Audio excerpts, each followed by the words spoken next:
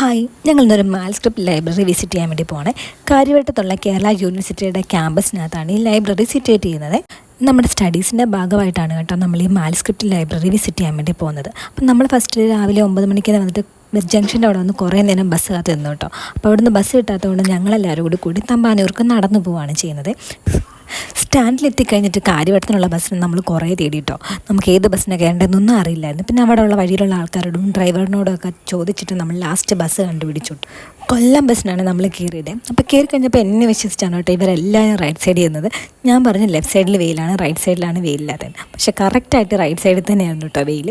അപ്പോൾ നമ്മളങ്ങനെ ക്യാമ്പസിൻ്റെ അവിടെ ഇറങ്ങിയിട്ട് ഇപ്പോൾ ക്യാമ്പസിൻ്റെ ഗേറ്റൊക്കെ പണിയായതുകൊണ്ട് നമുക്ക് ഭയങ്കര കൺഫ്യൂഷനായിരുന്നു, ഇത് തന്നെയാണോ ക്യാമ്പസിൻ്റെ ഫ്രണ്ട് എന്നൊക്കെ.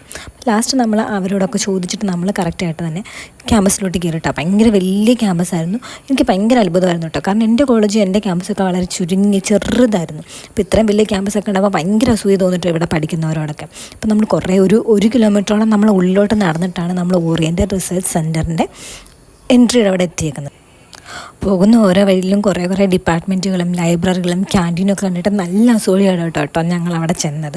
അപ്പം നമ്മളിന്ന് പോകുന്നത് മാൽസ്ക്രിപ്റ്റ് ലൈബ്രറിയിലോട്ടാണ്. അപ്പം നമ്മൾ ആയുർവേദക്കാരായതുകൊണ്ട് തന്നെ ഈ മാൽസ്ക്രിപ്റ്റ് നമുക്ക് ഭയങ്കര ഇമ്പോർട്ടൻ്റ് ആയിട്ടുള്ള കാര്യമാണ്. കാരണം നമ്മുടെ താളിയോളകളെയും ഗ്രന്ഥങ്ങളിലെയും കുറേ പഴയ കാലത്തുള്ള കുറേ കളക്ഷൻസാണ് മെയിൻലി ഇവിടെ ഉള്ളത്. നമ്മൾ ഇന്ത്യയിൽ തന്നെ ഉള്ളത് മെയിൻലി എടുത്ത് 3 മാൽസ്ക്രിപ്റ്റ് ലൈബ്രറികൾ എടുക്കുമ്പോൾ അതിൽ 3 ഒന്നിൽ പെടുന്നതാണ് നമ്മുടെ ട്രിവാൻഡ്രത്തുള്ള ഈ മാൽസ്ക്രിപ്റ്റ് ലൈബ്രറി കേട്ടോ.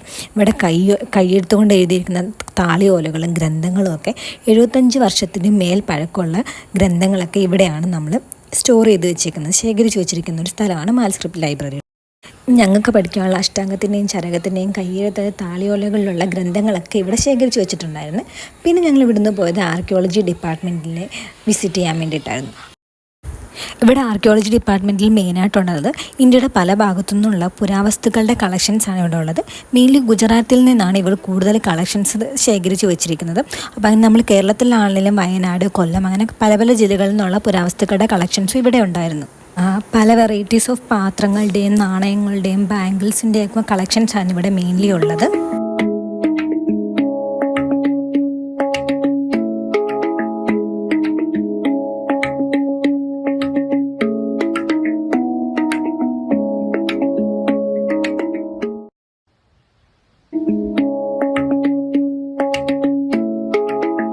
പിന്നെ നമ്മൾ ഇവിടെ ഇരുന്നാണ് നമ്മുടെ ലഞ്ച് കഴിച്ചത്. അപ്പോൾ ലഞ്ച് കഴിക്കാൻ തന്നെ കുറച്ച് പേര് മാത്രമേ ഉണ്ടായിരുന്നുള്ളൂ. അപ്പോൾ കുറേ പേരൊക്കെ ഓൾറെഡി തിരിച്ച് കോളേജിൽ തന്നെ പോയായിരുന്നു. അവിടെ ചെന്നിട്ടാണ് ഫുഡ് കഴിച്ചതൊക്കെ.